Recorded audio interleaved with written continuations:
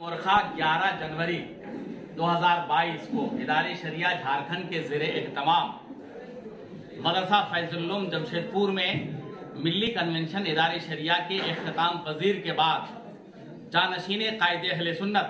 अल्लामा doctor गुलाम जरकानी कादरी की सदारत में इदारे शरिया के जिम्मेदारों की मुशावरत हुई, जिसमें 11 जनवरी 2022 से 30 जनवरी 2022 तक मिली कन्वेंशन इदारे शरिया की तैयारियों का जायजा लिया गया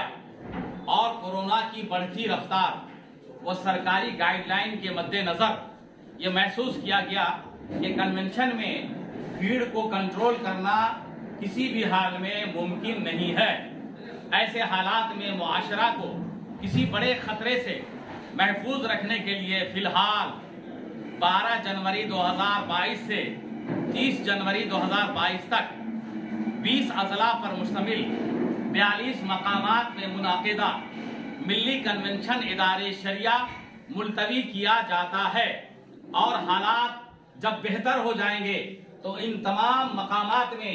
कन्वेंशन का इनेकाद अजीमुशान तरीके से किया जाएगा इंशाअल्लाह।